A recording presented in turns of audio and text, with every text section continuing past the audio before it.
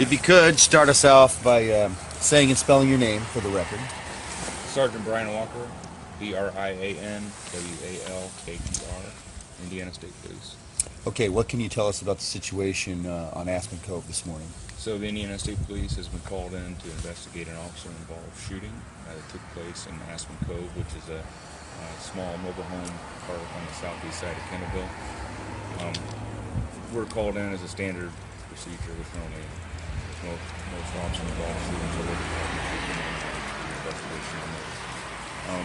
It appears that shortly before 8 o'clock this morning, Kendallville PD was dispatched to a domestic violence or domestic situation on Aspen Cove. Upon arrival, there was an altercation that ensued and exchange of gunfire. We have one suspect was shot, but was transported to a local hospital in Fort Wayne. The officer involved in the shooting was uninjured. The exchange of gunfire, the person that's in the hospital also fired a weapon. There may not have been an exchange between the two. There were shots fired. Can't say that determination on the exact number, nor exactly who shot what. What information can you give us about the person who was shot? Male, female? Hispanic male, adult. Is there any sort of history with this location? I do not have a history at that location that I'm aware of. Kendallville PD may have something on that. I've not been advised of any history at that location.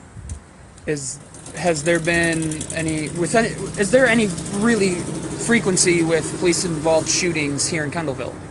Is this something that happens often? Not that I'm aware of.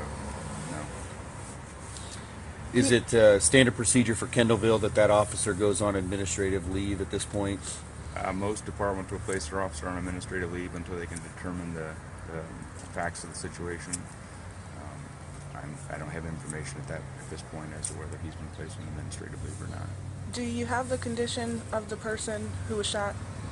I do not have a condition of the suspect that was taken to the hospital in Fort Wayne. But you can confirm he was shot? Yes, he was. And did he have a weapon? Yes, he did. Do you know what the weapon was? So walk us through when you guys are. It was a handgun. When you guys are brought in for a situation like this, what's your role? So the role of the Indiana State Police in a situation like this is to overtake the investigation and to make sure that the facts that are transparent. Normally that's why a local agency will call in another agency, such as the state police, to come in and handle their officer-involved shootings to make sure that we're transparent in the facts and that the community can.